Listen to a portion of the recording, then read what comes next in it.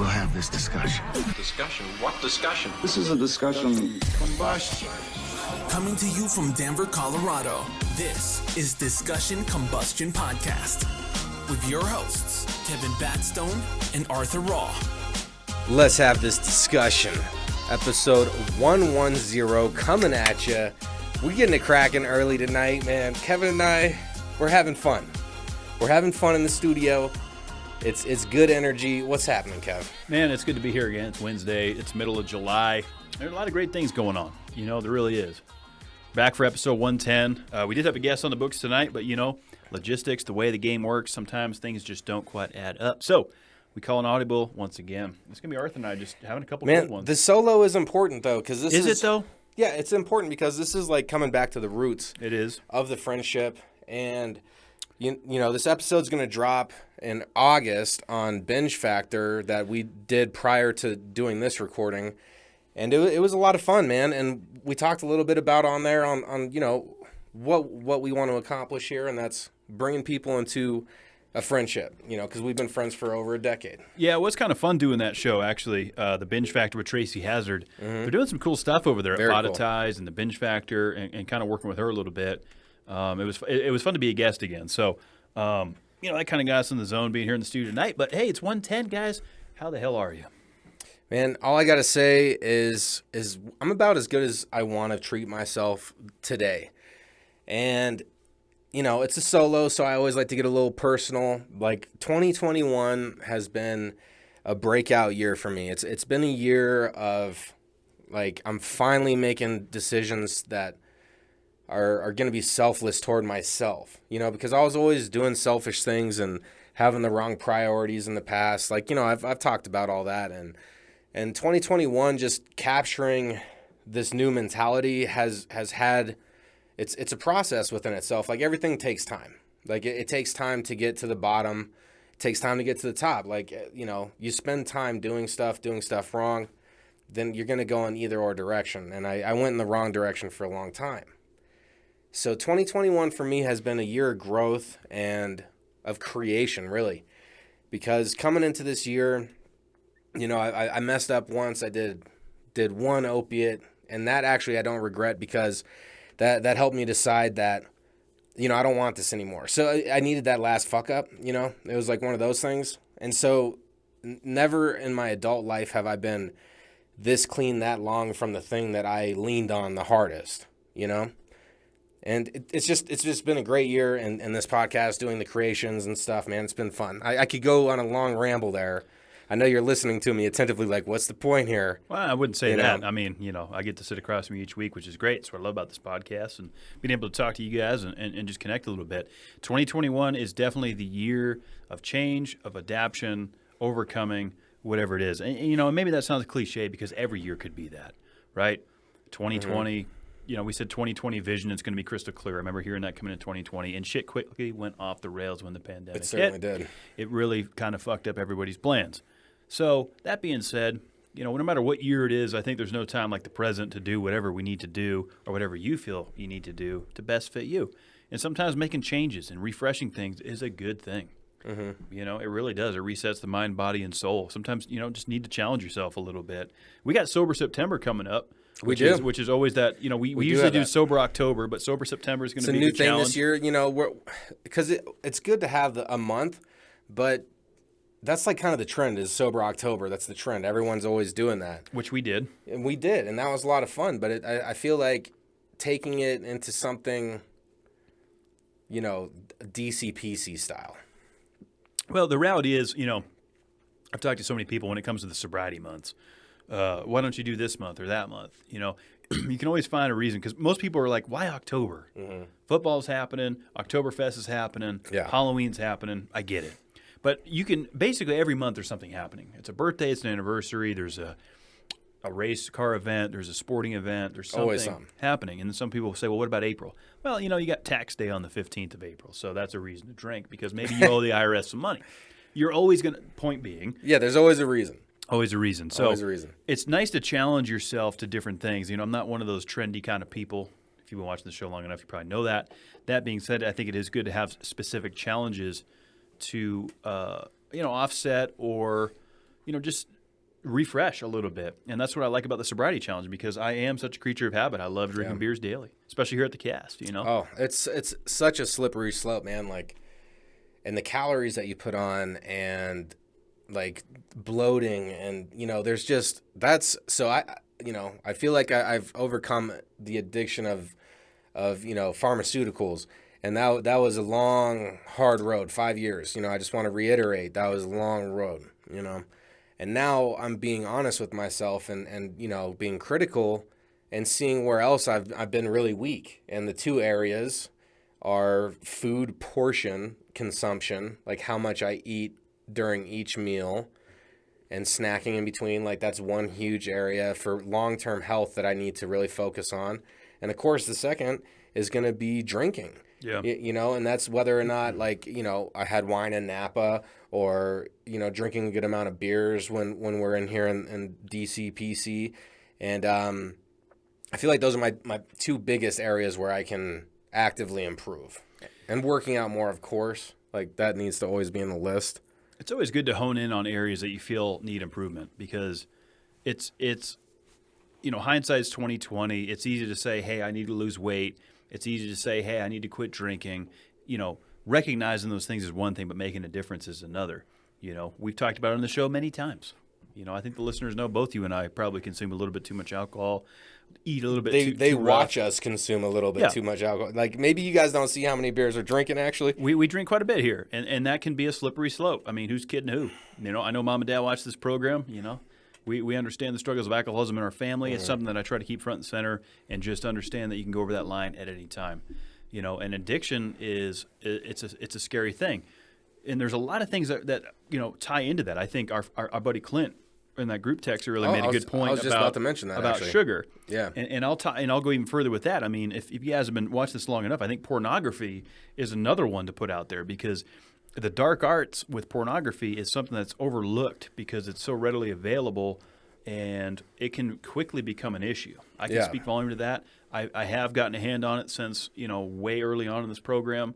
But that is also something that's overlooked because of what it is. Well, yeah. I mean, let's dive into pornography and kind of like, how that clouds the mind, because everything clouds the mind in different ways. So if you want fake standards, if you want unrealistic expectations, and, basically gaining pleasure without giving, and one-sided sex, like that's a lot of the things where I feel like pornography can cloud the mind is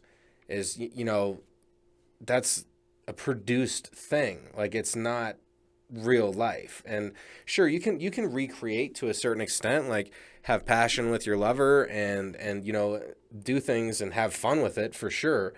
But if you're watching that stuff all the time, then it creates unrealistic expectations. It's no different than looking at models or celebrities on Instagram and a lot of these social media platforms that set out okay, this is how it's supposed to be, right? It's that same exact mental aspect that's evaluated. Sure, there's a natural arousal that comes from pornography. There's a reason that everybody tunes into it. It gets the motor running. I get all that. Mm-hmm. There's a huge market for it. It's a huge business. There's a lot of negative things that come with it. The fact remains is that it is very similar to the way that people respond to social media posts, right? Okay, this is the standard. I don't look this way. I don't have this, that you immediately start to compare. Mm-hmm. That's the problem with it. No matter what it is that's being put out there, the mind is immediately going to compare. Well, am I that? Am I that good? Right. That's just that natural reaction to where the mind goes. It's what you're going to do with it at that point. But the fact remains, I don't think it's a healthy thing overall. Anything in moderation, right? It goes back to alcohol, sugar, whatever it is that you're struggling with, because pornography addiction is a serious thing. Yeah, I feel like a lot of people have that too, and maybe haven't acknowledged it or understand it fully. I'll date mine. Like, dude, back in my day, like AOL servers and whatnot, like connecting through the phone lines. I had to be like 13, 14, like pretty young, like getting the pictures, and they would slowly come in. But like that opened up the door, and the accessibility of the internet, and to whereas in the past you'd have to go literally get these physical magazines, And you know, then you would have to hide that. You know, it was physical, it was there. It's not on a hard drive. It's not on the internet. So like this whole new process of finding it became more easy and more regular. I feel like, because it was easier to access. And then so that's also, you know, something that you have to consider, because, you know, just because it's there, it's available, and it's easily accessible, doesn't mean that it's always going to be the right thing for you. And I agree with what you're saying as far as keeping things in moderation, you know, and anything can be okay in moderation, you know, I suppose. Like looking at a video once every blue moon, you know, let's say you're a single dude, whatever, and like that, there's probably nothing wrong with that. But if you're doing it like every day of the week, yeah, exactly, you know, then obviously, so there's always a fine line. That's exactly it. And you hit the nail on the head there. There's nothing wrong with taking a glance at it here and there. It's available for a reason. There's a huge market for it for a reason. But when it becomes an issue, when it starts to, and I think the issue is not just black and white, no shades of gray. There's a bigger issue here with it. It desensitizes the mind, just like social media does. You know, people start to compare themselves once again. You know, okay, I don't look that way, the other. But then there's the flip side of that, where I need this expectation to satisfy me, right? And so now you're losing touch with real interactions with a loved one, you know, with your spouse, significant other, wife, whatever, because you now have this expectation that might not be obtainable. You know, we've tapped into a market here with this industry that has really poisoned the mind in that area. So that being said, I'm not anti. I'm just saying it is an issue that I think gets overlooked a little bit when we talk about addiction. Well, yeah, and I think the overall premise that we're trying to cover here is that, you know, regardless of what the issue is, you know, regardless of what the obsession is, like, just question it. Like, is it a healthy obsession? Is this going to benefit myself moving forward in life? Like, is this going to help me obtain what my goals are? And if you don't know what your goals are, like, then you should for sure take a one-on-one powwow and you know, come to Jesus with yourself and take some time out of the day to reflect, even if it's when you're taking a quote-unquote shit in the bathroom. If that's your time where you can get away and have 10 minutes to yourself, and, you know, maybe poop a little bit faster and then take the next 5 minutes to get off your phone and like self-reflect. Because if you don't know what your goals are, then time is still ticking, man. That's not changing for anyone. So what are your goals? What are you trying to accomplish this week? Like, what's really happening? Sometimes life's happening to me too. I'm not always reaching to get new goals, but like, it's fun to have ideas and to see them unfold. So keep your mind creative, you know? Sure. And everybody's going to have a different goal in mind, right? The goalpost is different for everybody, you know, and whatever that is, no matter how big, small, middle, however you want to analyze it, there is no, because I think that's the other problem with a lot of motivational speaking is people feel like, well, I'm not that kind of person that wants to be a bodybuilder. I don't want to do this, that, and the other. That's not necessarily what it has to be. Maybe you just have a simple goal in mind that you've always wanted to achieve, as small, simple as it may sound to other people. Whatever that means to you is what you need to be focusing on. That's what you need to be focusing on. You know, something that's going to bring you a sense of joy, right? That's the ultimate goal in this life, is happiness. That's really what it is, you know, and obtaining that is different for everybody. And it's what's it going to take? What's it going to take? It's different. And that's something that you got to uncover. That's something you got to decide, like, how much does it mean to you? What's it going to take, you know? And sometimes it takes sacrificing a lot. Yeah. Sometimes it does. It takes giving this up and that up and taking a risk, you know, taking a leap. Sometimes that's what it is, but it's different for everybody. There is no straight formula across the board. You know, eat this, drink that, don't look at this, think this way. It doesn't work that way because everybody's different, and that's what makes the world go round. And that's what I love about interacting with individuals, because everybody can learn from somebody. Yeah. Right? And that's also the beauty of what we do here is podcasting and learning each week. You know, we're back to a solo, so it's just you and I bouncing ideas off each other. Oh, dude, these are fun for me, and I feel like the energy is right tonight. But yeah, I feel what you're saying, because humans are inherently communicative creatures. Like, we thrive in a group, and that's, you know, we're like ants. That's an analogy that I'll always remember about humans. Is we're better in a colony. Like, the colony is strong when it's all working together, you know, and getting to know people and being around people of similar energy, and I emphasize that word energy because that's something that can't be taught. Like, we all know when we've been fed up with something. Like, we all know when we've had enough of it. Like, we've all been sick of something so much that, like, we don't want to deal with it anymore. And regardless of what it is, there's so many different scenarios where you could just be like, look, I've had enough with X. And you know what? I'm going to do something different, pull myself out of my comfort zone and do something different. And, I kind of forget like where I was going to wrap that in and tie it into, but it's just, it's important to be critical. And, oh yeah, that's it, and be critical of who you're spending your time with, because it's another cliche. And of course the cliches are true. And that's the whole fact that, your 5 closest associates are, that's who you're going to be the most similar to. Like, humans mimic people, whether you know it or not. Like, I've been in sales. I did car sales. Like, I read body language and all this. And you could do little things. Like, if you're watching on video right now, if you were to like lean back or something, like you're sitting with a customer and then you like put your leg up and relax. And then the customer, puts their leg up and relaxes. That's how you know that you got them sold, because they're mimicking your body language unconsciously. Like, they don't realize that they're doing that, but they certainly are. And so like, we crave that connection. And there's so many different ways in how we connect. And it's important to choose your connections. Well, it's also important to recognize and adapt to the situation that we've come out of a pandemic, or coming out of. I shouldn't say come, because it's not past tense Yeah, we got yet. the Delta now. Yeah, and I think that's going to continue to become other variants as time goes forward. So we need to learn how we're going to reintroduce ourselves to society with all of these threats of different variants, because this thing's not going away. I said it since day one. The fact remains is, as we come out of this pandemic, and people are reintroduced to social events, reintroduced to, face-to-face interactions, because there is an aspect that even you and I can relate to, doing Zoom. When you hit that button and you're on Zoom, it's time to be that person, right? You come into a situation.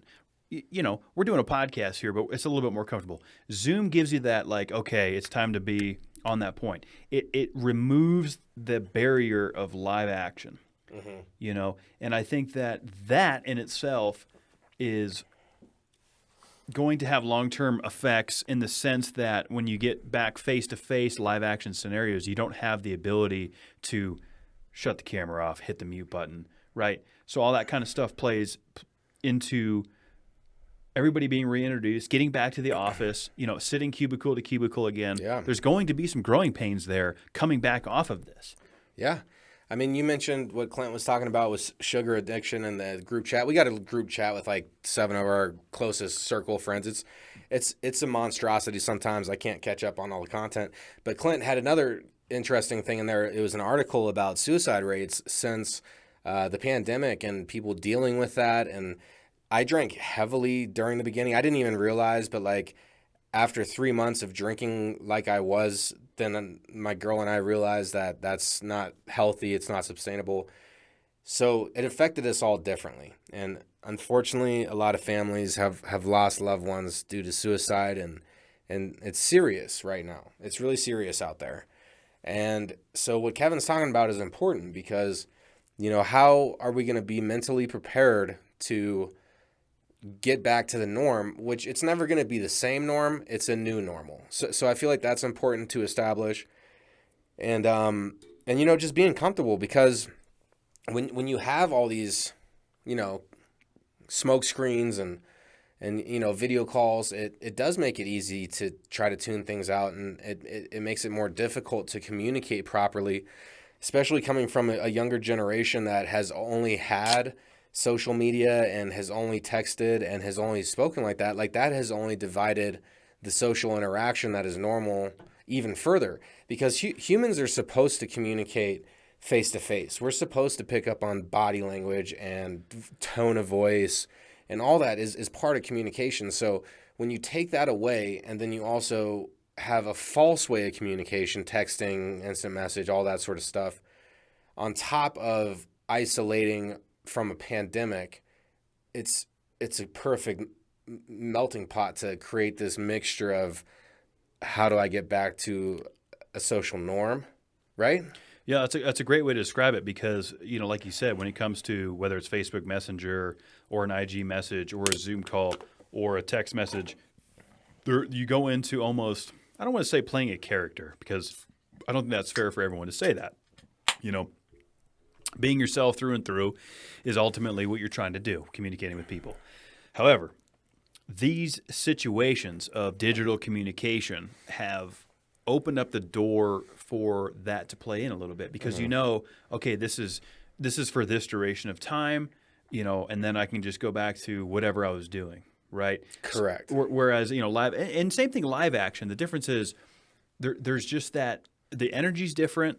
There's not that sense that you're on, lights, camera, action, so to speak. I think when you remove that, you get back to that real action. I don't know. Maybe I'm just blowing smoke, people. Maybe you're listening like, what the hell is this guy talking about? All I can say is that's my personal experience from it. I try to be real live action, whether I'm on Zoom, or on social media. But I can see how easy it is because I've even experienced it. When you're getting on a Zoom call or you're getting ready to do a social media call. Okay, we're propped up for this, we're ready to do it. But live action, if you're sitting at a pub or you're sitting at a coffee shop or, maybe an Applebee's and you're about to meet somebody for a meeting, Why you gotta say it like that? It's the name of the restaurant. You can go there and get a good bite to eat. And it's a good place to meet people in person. It is. Maybe you're doing an interview, maybe you're doing a date from, Match.com. Wherever the hell it is, the fact remains that live action is way different than all of these. It's way different. The internet barriers. So transitioning out of the pandemic and back into all this stuff, I still think, not that just goes away and we're back to live action. All of this still is relevant in our, lives now.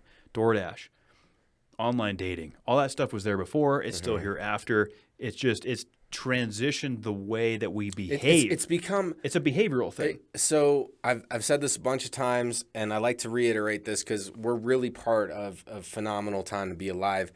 If you're looking at historical importance, because we have definitely crossed a barrier into a new period in humanity.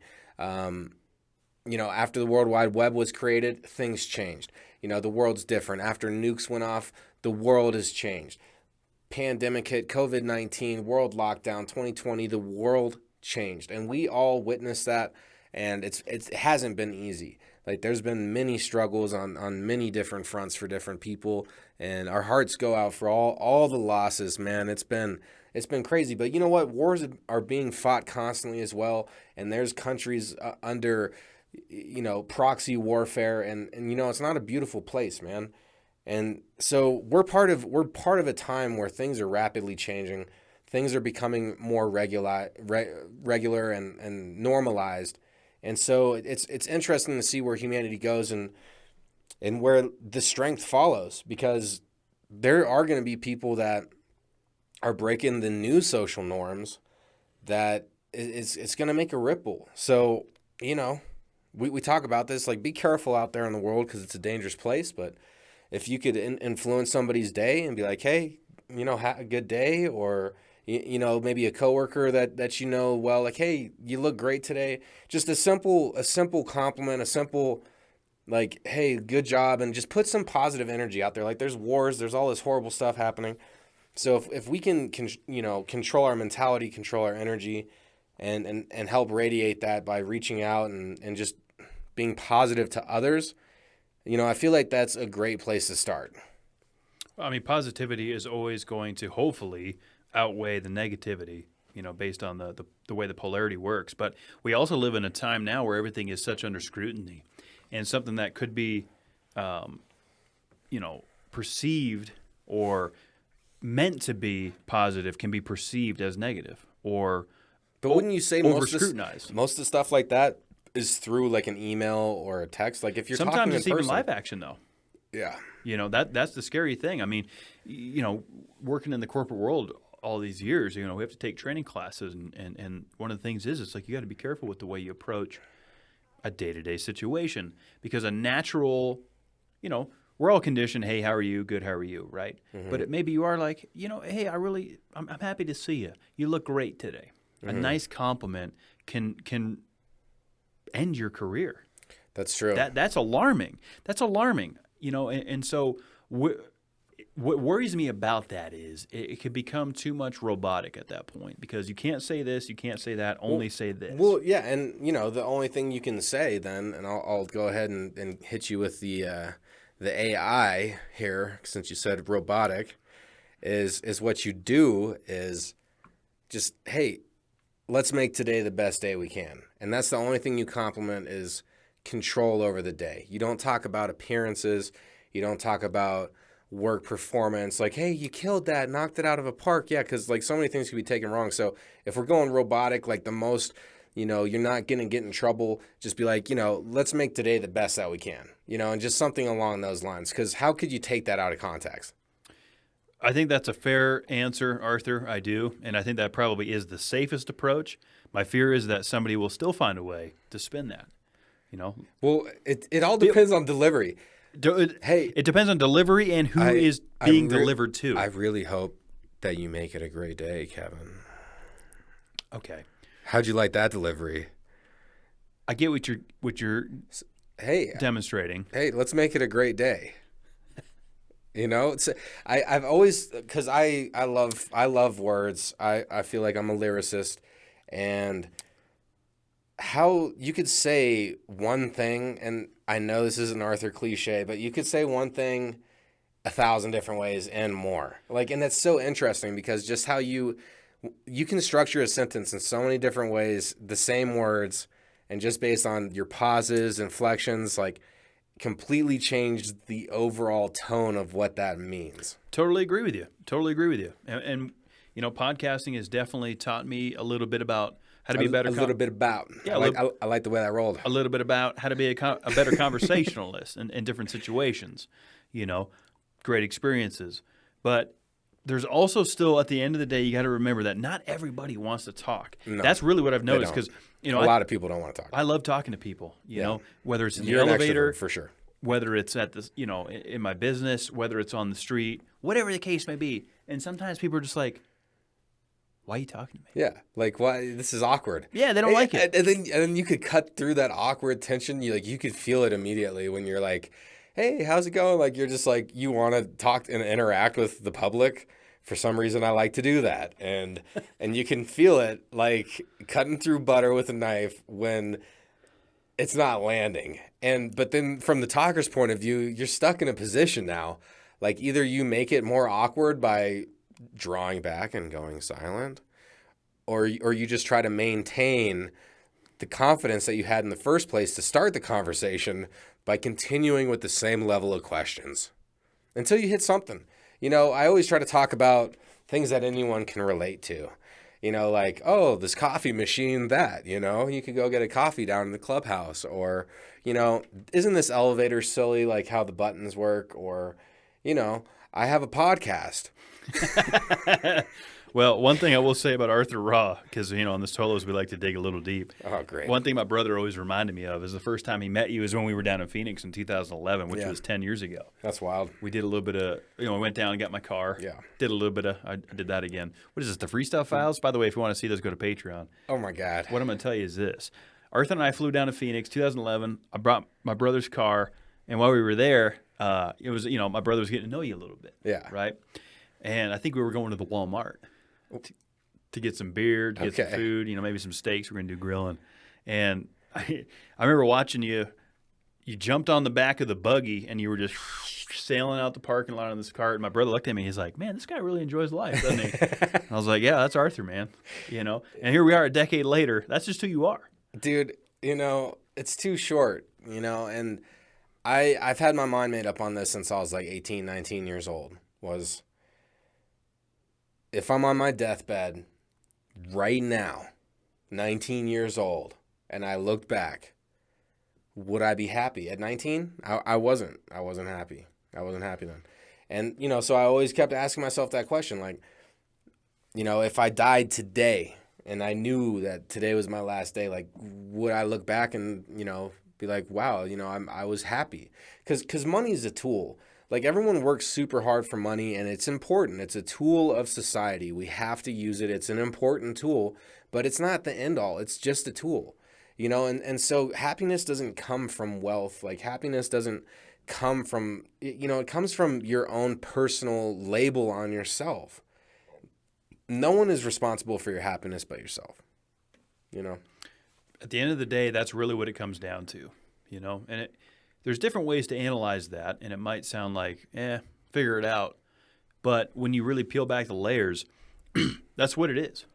That's exactly what it is. It's no different than an addict reaching out for help. It's no different than, a person wanting to make a life change or a transformation in their body. Whatever it is that you want to achieve, ultimately, the weight is on your shoulders. You can have great support groups like we're fortunate to have. We got great friends and family that will always support us no matter what the hell we do, which makes it a little bit easier. Super fortunate for that.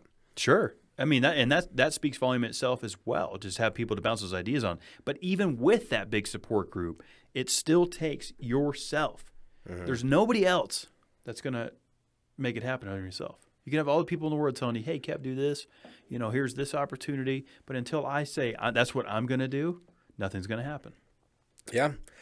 Yeah. And that's why when you wake up, you got to say, let's go get it.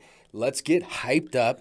And people around me that have to be with me when I wake up, I give you kudos because I have way too much energy in the morning because it's time to take the day. That's how I feel. I'm like, it's a brand new day. It's fantastic. I'm ready to get the day. I've been giving myself affirmations for the last 7 minutes while I'm waking up in bed.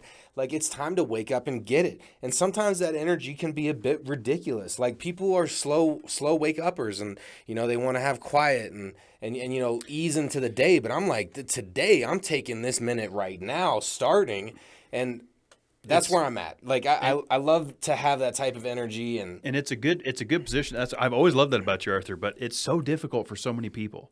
It really is. It is because so many people. Let's talk about that. So, over 50% of people wake up in the morning, their alarm goes off, and they go, "Fuck! I got to go to this job I don't like.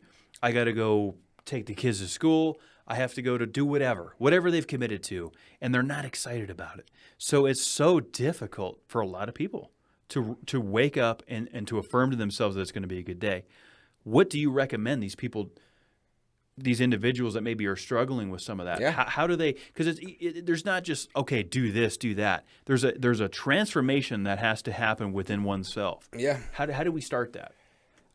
Man, I appreciate that question. I'll give it my best answer. I truly feel like, first of all, to start anything, if you want to change yourself and make a huge impact in your life and change things, you got to know it's going to take years. It's going to take a year. It's going to take 7 months. It's going to take 18 months of me doing something different nonstop, breaking my comfortability. And what that means is all up to you, but to prepare yourself mentally for this, it's the affirmation game.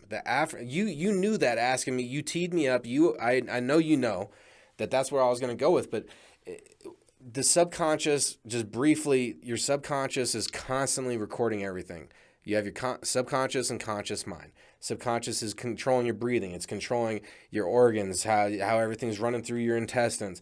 And it's also recording every smell, every every visual you've seen, what you associate with that emotion with. That's why smells bring you back. It records everything. So the more that you can consciously input information positively into your subconscious, that's how you're going to change things. I don't like waking up to do my job every day of the week. I don't enjoy doing logistics all the time. I'm really good at it, and I enjoy it more than other things, but I got to push myself to do it, and I feel like a lot of people feel like that about their work because we're chasing the tool of money. So you have to condition your mind, just like Pavlov's dogs. If anyone's done any of that stuff, you got to condition the mind. You have to do it time after time again. So the formula is repeat a positive phrase. So remove don'ts, nots, won'ts. If I was to, I used affirmation to quit smoking cigarettes. Improper affirmation was, I'm quitting cigarettes. No, actually that's a positive one. But it would be I don't smoke. That's a negative affirmation. I don't smoke. because the unconscious is not hearing the don'ts, nots, won'ts. So you're saying, I smoke. That's what you're repeating to yourself. So you want to structure a sentence like, I excel, I overcome obstacles every day, I'm a go-getter. Something simple that you can repeat. You do that for 2 minutes, 5 times a day, and accompany that with a visualization of you being a go-getter or you excelling. What do you excel at? See that. Like, where is that? Where are you a go-getter? How you crushing your goals? I'm a goal crusher. How you doing that? Where? And then feel it like you've accomplished it. Feel it like you've already won the race. Get those emotions flowing. If you could do that 2 to 5 times a day, 2 to 3 minutes each time, positive phrase, visualization, emotional attachment, and you do that for a year, and you do that hard, then you'll accomplish it. I said I'm smoke-free. I am smoke-free. I think cigarettes are disgusting. That's what got me to quit smoking cigarettes, was convincing myself that it was absolutely disgusting to me. And then eventually it became absolutely disgusting. I couldn't stand the smell. I couldn't stand it. So we can manifest our thoughts to project what the subconscious obtains, and then the subconscious will repeat it back. It's an echo chamber. I know that's a lot to take in. It's, what was that, like a 2-minute segment or something, but that's the formula to starting your day off right, is you have to grind. You have to grind to get the mentality. You have to tell yourself, no, I'm not weak. No, this is not going to be difficult. No, I'm not nervous to get this. I got this. I can do this. I'm going to crush this. I'm a champion. Yep. And I think before you can start to convince yourself of that, because you have to be willing to want to make an adjustment to your mental health, right? Mm-hmm. So before you get to that point, you have to acknowledge, okay, I want to adjust something here. Because complacency is still a very real thing, right? People, I just want to smoke cigarettes and drink Mountain Dew or drink beer and whiskey and, fuck off. That's fine if that's what you're choosing to do. But if you're in a position like, man, I want more out of life, I want more, that initial spark in your brain that I need to do something different, but I don't know how to do it. Once you're in, I think that vulnerable position is then that's a good position to be in, to start doing positive affirmations, because I can speak volume to that. It definitely helped impact my life early on in my 20s when I was just a negative Nancy all the time, bitch moaning and complaining, doing the usual shit, finding something to be negative about. There's always something to bitch about. There truly is. Always. You're always going to find something to bitch about. This fucker cut me off in traffic. Milk's up $1 a gallon. You're always going to be pissed about something, right? That's life in the big city or the small town. But if you want more out of this life and you want to feel better, it's acknowledging, okay, I want to make a change. No different than an addict, right? Mm-hmm. So once you've acknowledged that, okay, something's got to change here. That's a great start for sure. Waking up in the morning and say, man, today's going to be a good day. What can I affirm to myself? I excel. This is going to pay dividends. Whatever that is, whatever it's passionate about, whatever you're putting that energy into, whatever seed you're watering, continuing to put that focus on it, you're going to yield results. Yeah, a great affirmation I just thought of was, I focus energy to make myself happy, or I focus my energy in places that make me happy. And then that way you get that brain turning, like, I focus my energy on things that make me happy. I focus my energy on things that make me happy. Like, what makes me happy? Like, do you start feeling that energy? Like, and then you kind of start feeling happy, like, oh, I'm happy. Well, what's the visualization? What's going with this? And what I would also like to tie into what you were saying, as far as it's so easy to bitch and complain. Like, there's always negatives. And so that's another important thing to talk about, because we should be prepared. We should be prepared, because there's always negatives and there's always positives. Both are consistent. They're both parallel. They're just riding equal lines to the horizon of death. They're both there. And so we get to choose on what we focus our energy on, our subconscious. How do we implant the seed? What do we choose to focus on? Because there is a choice there. You can choose where your focus lies. A lot of people let the mind float free, and you're doing yourself a disservice. You need to focus on your thoughts and then choose where you want them to rest. Because if you're constantly just letting the mind float free, then you're going to get soaked up with the negative Nancy bullshit. That's just how it works. If you're being attentive of your thoughts, then you're going to focus your energy on what makes you happy. And I think it's also worth noting that, making a transformation to a positive mindset is not, this is how it's going to be. Here's the light. This is how, you're still going to have these feelings. You're still going to get mad in traffic. Yeah. You're still going to say, what the fuck is this guy doing? Yeah, tested all the time. All the tested. time. We get tested all the time. Positive, negative. You can talk about the polarity scale of that. But the fact remains is just because you have transitioned your mindset or maybe you started applying affirmations doesn't mean that you're not going to have a bad day. And I think that sometimes can be discouraging for people because maybe they do have an off day and they're like, man, this isn't working. Right? You have to allow yourself to fail a little bit and slip. It's like a stock chart. You're going to see, the bullish patterns. It goes up and down a little bit as it continuously goes up. There's going to be rough times on the way up. It's not a straight line up. If it was a straight line up, everybody would do it. If it was easy, everybody would do it. It takes consistent, in the moment effort to know this is what's going on. This is what my end goal is, but to acknowledge that there's going to be some rough times along the way because I'm guilty of it. Those rough times can fuck up my entire trajectory. Oh my God, you could let one little thing, and I say that specifically. You can let one little thing throw you off your whole day and throw you off kilter, and then you're just thinking about it all day. Fuck, this happened. Pissed off, yeah. Yeah, and you're letting that happen, and we are going to be challenged every day.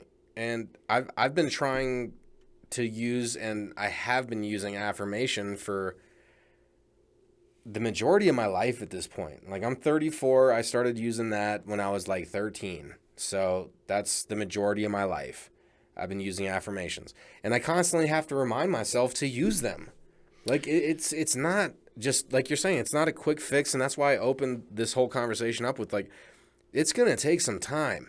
Like, you can't do affirmations for one day and be like, yeah, I got this. No, it's a grind. It's consistent. It absolutely is consistent.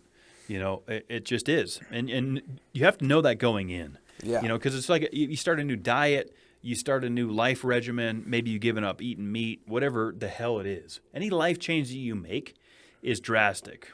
Whereas a positive affirmation is something that you can implement slowly and just keep repeating it to yourself because it does start to yield results. I mean, I can speak to this. One of the most common ones that I use, especially when I'm not feeling well or my head's not in the game, is I do it to the way I walk. I do it to the strut, the beat of my walk is I'm strong, I'm healthy, I got this.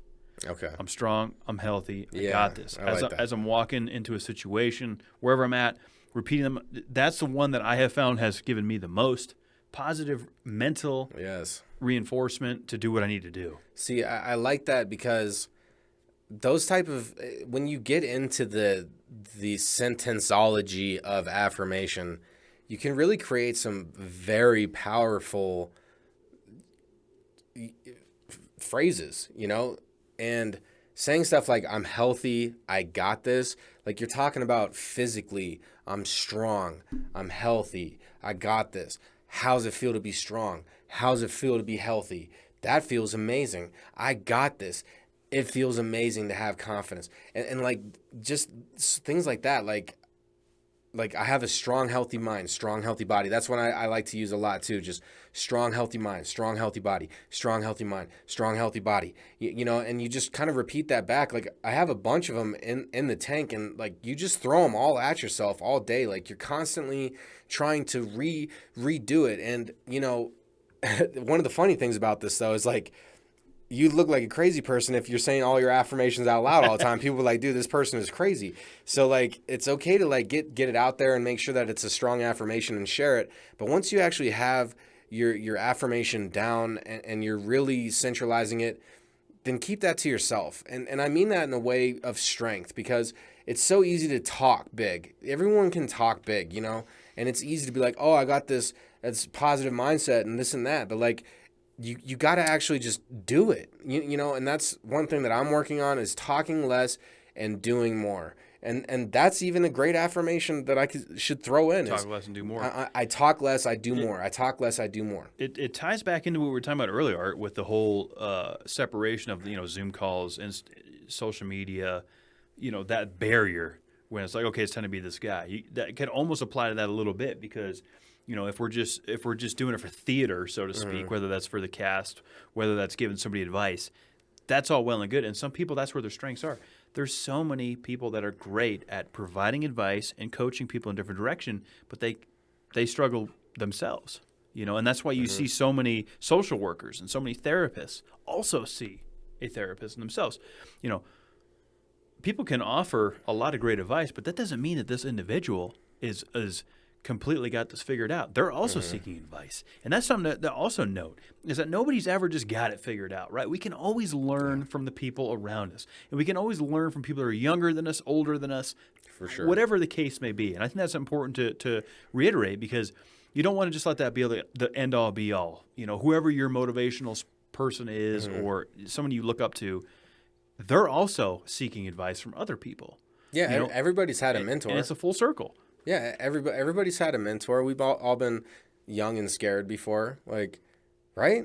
So I completely agree with that, man. And that's another thing too, is if you're always in your own head about how confident you are, how I'm great at accomplishing goals, you're giving yourself really strong positive affirmation that is super specific. It's easy to get caught up in a cocky mentality. And you have to stay humble, because to be humble, that is the essence, to have success and share the knowledge of success. That's to be humble, to accomplish and know that you can accomplish more and that anyone can do it, because it's so easy to get cocky. It's good to be confident, and that's one of those fine lines that you have to walk, and you got to be aware of it. That happened to me, when it all started clicking, it was 8 to 9 years in of using positive affirmations, and I had become a bit of a cocky little fuck, and one of my really good friends, Matt, my man, he was like, dude, you've been acting different, and he hit me with a real conversation, you've been acting different. And you're just acting like you're the shit and this and that. And, that was a huge learning opportunity for me because I learned that, okay, I'm not doing anything wrong by building myself up, but I am doing something wrong on how I'm projecting that energy. And that's when I realized how important being humble is and how regardless of how successful I am, regardless of, how much drive I have or how much people look up to me, that doesn't matter. I have to be true to myself and be critical of myself. And, because we're all going to have successes. We're all going to fail. We're all going to get up, I hope. And, it's just a fine line. And the mind is a tool. Just like I'm talking about money as a tool. The mind is a tool that we could all use. And everybody has it. And it takes practice. It's not easy. And I say that as positively as I can. It takes conscious effort to be aware of your consciousness. It's important to really break it down and peel back the layers a little bit because when we bring it all full circle with what social media does, what a YouTube video does, it's all well and good to feel a spark of motivation, to feel, okay, I'm going to start to apply this to my life. But to really look at it in a bigger picture, it's not just, okay, by next Monday, I'm a new person. It doesn't work that way. It takes 28 days to develop a new habit. And there's different things that go along with that. It's a completely and there's different variables that life's going to throw at you, right, along the way, no matter what. So, there's always going to be so many scenarios that will what ifs and what if that and all the other things. But knowledge is power. So knowing all that going in, no matter who's listening that maybe needs, a spark of, hey, I'm ready for a life change because we've all been there. Yeah. Motivational videos have really impacted my life in the last 90 days. And I've been listening to them on a frequent basis because I feel something from it. Yeah. And that's the most important thing. If you feel something from it and it gives you something in return to run with it, don't make it artificial, right? Don't just do it because it sounds like something you want to do. Do it because it feels right. That's the other thing that I think is important to acknowledge. Yeah. Do it because your intuition and your body and soul is telling you, I need to make a change. I need to do this or that. Because it's easy to be convinced to do something. Yeah. And that's also important to recognize. Another super strong affirmation that I grew up with, and I'm trying to rattle off some of my classics, is every problem is an opportunity. It's a good one. Every problem is an opportunity. And you piece that up, you pick that apart, you could see where the strength is with that. And it's just it's super important. Everything that we're talking about on here, I like these solos because, usually we try to move the conversation a little bit, but this is an important topic, like your mentality, like how you want to treat yourself, like, like follow your intuition. And like what Kevin is saying, like follow that intuition. Like if you feel that, then you got about 5 seconds to act on that MFer, because if you don't act on it within 5 seconds, then your brain's going to give you a reason to make an excuse. And so you got to really be true to yourself and be vigilant, And it's to reiterate though, the level of difficulty it is. Because I've been through it. It's not an easy thing to do. It just isn't, and I haven't figured it out yet. You haven't figured it out yet. All we know is what we've learned along the way, right?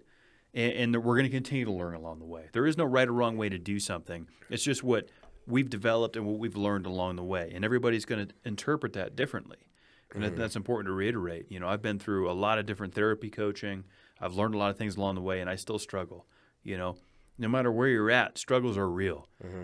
Making that conscious commitment to yourself that I want to do something. I want more. I feel I deserve more. However you want to word it to yourself. That's step one. Once you've established that you want to make a change and you're not complacent in your day-to-day, then what's step two? How am I going to act on it? Positive affirmations is a great way to start. Yeah. This is a great conversation, man. But I do have to jump in really quick because we are brought to you by Mountain Made CBD. And that's promo code DCPC is going to get you 20% off. MountainMadeCBD.com is where you're going to go to get your crystal clear CBD products. And we are also brought to you by Wild Outdoor Adventures. That's right. That's going to be WOAMET.com. Guys, getting outdoors is really part of fueling the mind, body, and soul. Colorado is such a beautiful state. And Wild Outdoor Adventures has a free and easy-to-use website.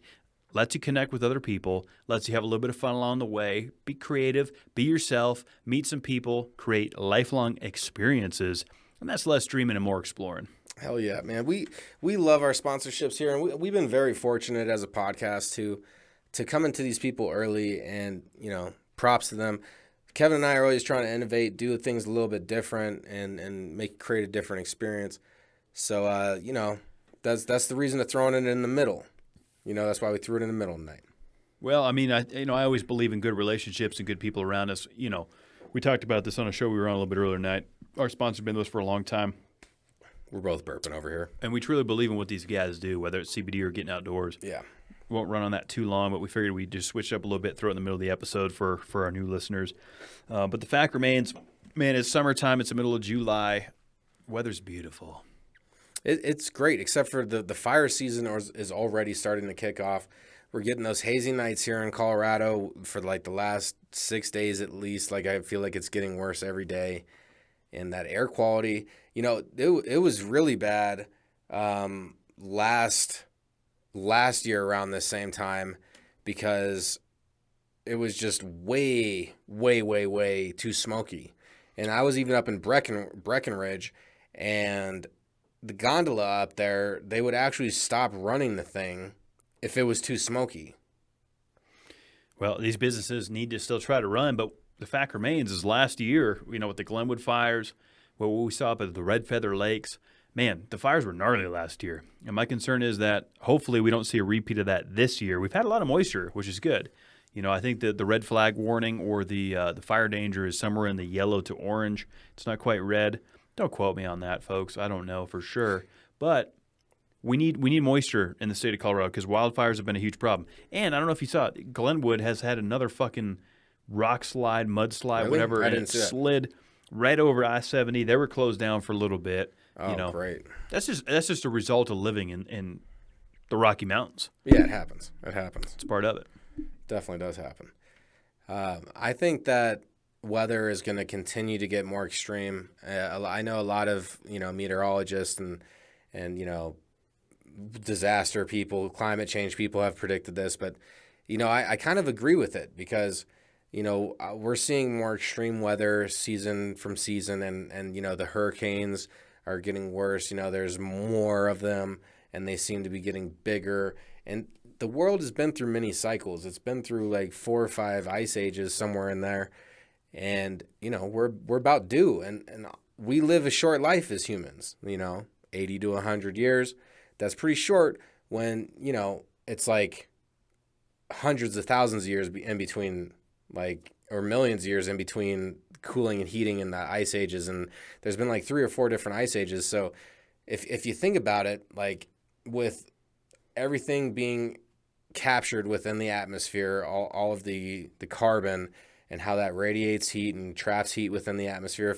If you're on board with all that, and industrialization, and like all this stuff, like we're in a tight spot right now, and things are going to keep getting hot. It's going to keep being colder winters. It's going to keep having droughts, more extreme rain.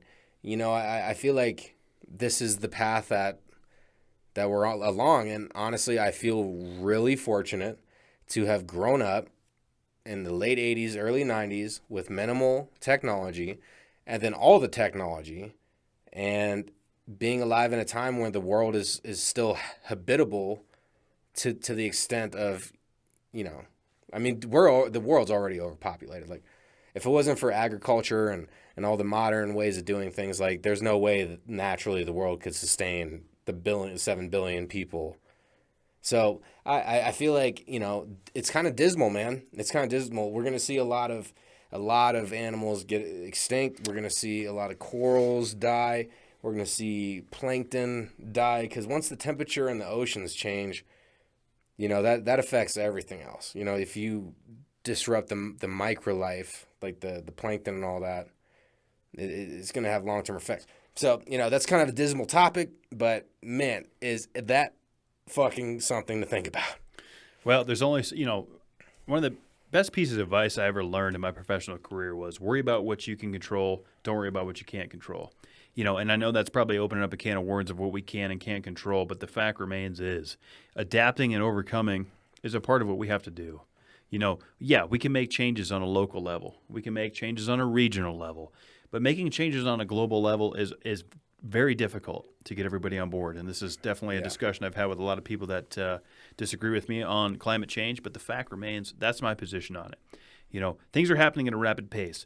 We can start to make changes. Sure, I'm not discrediting that. But this is what's happening now. So how are we going to respond to what's happening now, to the wildfires, to the mudslides? We can bitch, moan, and complain and blame mankind all we want. Yeah. This is where we're at. What are we going to do about it? Yeah, and that's your own personal decision. Everybody needs to make their own decision, whether it's like recycling more or, volunteering time or donating to certain causes.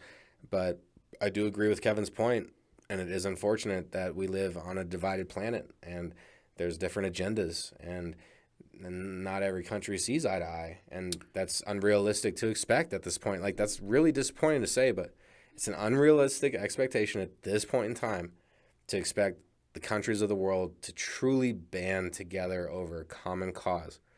And that is the biggest obstacle because the thing is it's happening, like you said.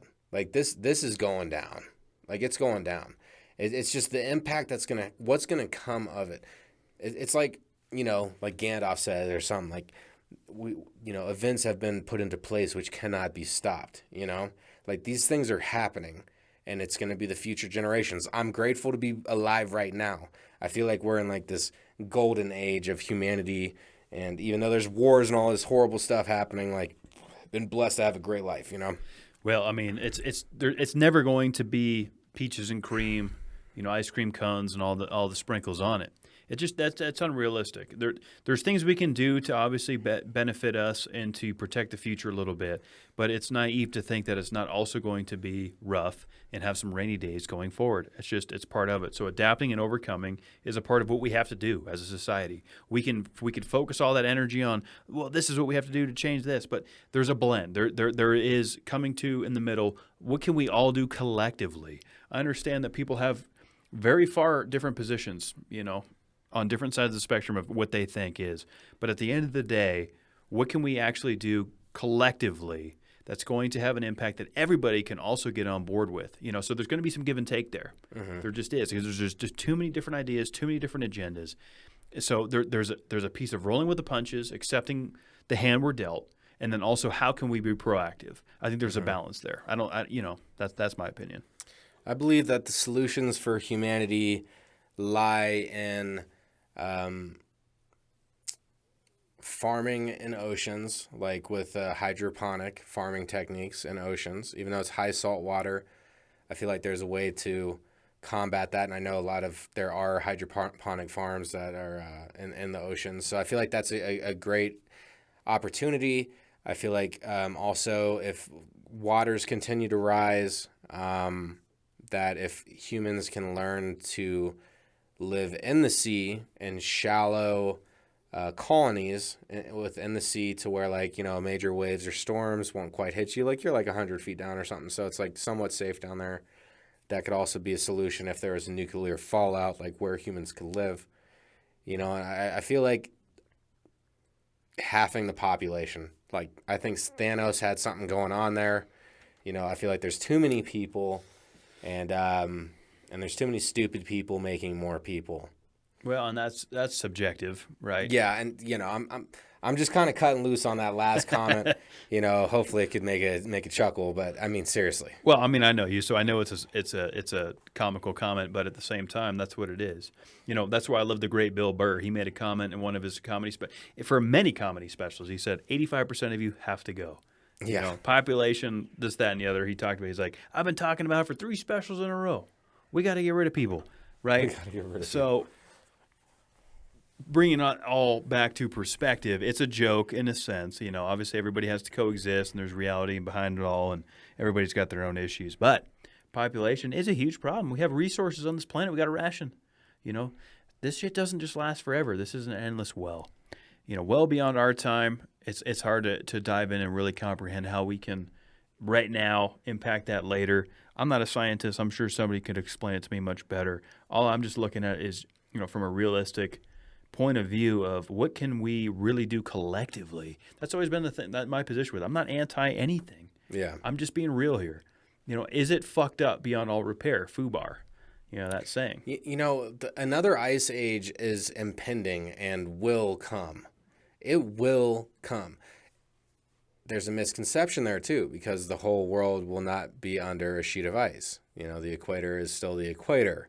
So there's still going to be places. Humanity, I believe, has what it takes to make it into and through the new ice age, as long as nuclear radiation doesn't play a huge role in that, because that's one of the biggest end-alls. There could be massive death from,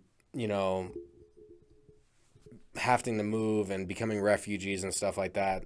But, I feel like nuclear warfare is truly one of the biggest end-alls for humanity. One of my favorite movies has been The Terminator. I've talked about many times. Judgment Day, Rise of the Machines, all that stuff. And nuclear fallout was always kind of what they that's the story of it. Skynet, and AI. And who knows what the future is going to hold, how this thing's going to pan out. All we can control is what we can control right now, live action. And that's where I think the focus needs to be. I understand big picture, but what can we do right now to benefit tomorrow? I think that's going to yield the most results, is what can we do right now, whether that's personal, family related, neighborhood related, to impact people around you. What can you do right now that's going to benefit people around you tomorrow? I'm going to piggyback off that, man. That's a great believe and achieve for this week. Believe in what can be done today. Believe in what goal can be accomplished within the next 24 hours. What can you tangibly handle right now? Believe in that, and then achieve that long-term goal. That long-term goal of affirming it to yourself for a year. Believe in a long-term goal of losing the 30 pounds that you've been trying to lose for a year. Believe in the now to achieve the goal. I think that's a great way to throw that in there. I mean, it ties everything back together, what we've been talking about tonight. This has been definitely kind of a specific themed episode towards, positive thinking and making changes within oneself, and then also being realistic, because there is that aspect of weighing, Okay, here's what actually works for me, and here's what maybe not will work for me. That's the big thing is taking the pieces that will actually impact your life, analyzing what you can do to maybe help the people around you. I think all those pieces are crucial because we are so easily motivated now, whether it's a YouTube video, whether it's a Reddit, whether it's a social media post. All those things can be like, I've sparked this interest, I'm doing this, and then you're immediately discouraged. It's such a quick turnaround. So it's time to dig deep. It's time to reevaluate what the hell it is you want out of this life and what you're willing to work for. Yeah. Are you willing to go to war with yourself each day? Yes. I'm going to quote that from you, man. I heard that and I was like, and I think about that every day. Are you willing to fight for what it is that you feel is right within yourself to get to that next level, to get to where you want to be? Because ultimately, wherever you set that bar, whether it's down here or whether it's up here, it doesn't matter. This is not a comparison. It's what matters to you. Yes. Yes. I love that, man. That's a great, strong energy to close this one. Episode 110. What a great time, man. Kevin and I love to put it all out there and be ourselves and be upfront with you. Y'all are not fans, y'all are listeners, and we appreciate everyone's time. Everyone has a busy life, and we understand that, man. If you could spend some time with us, have some beers with us, that's really, let's take the load off, because as hard as we need to work, it's always going to take a break. Yeah, it is, man. And it's important to recognize that too, and just understand what we need out of this life. And the week to week, because it can be overwhelming. It can be very overwhelming. So cracking a cold beer, having a good time with my co-hosts here and with you guys. Love it. Appreciate you tuning in every week. You already know the spiel on where to find us and do all that kind of fun stuff. We didn't do any Would You Rathers or Word of the Week this week, but that's kind of what happens with the solo. We just kind of run with what we're thinking, especially on a last minute, audible, so to speak. That's part of it. Adapt. Absolutely. Treat yourself well to finish the week. There's still time to do things that you can to accomplish your goals this week. How about that? Before the end of Sunday, before the end of this weekend, you're going to do one thing that we could all do. One thing that's going to change your life, make it a little bit better.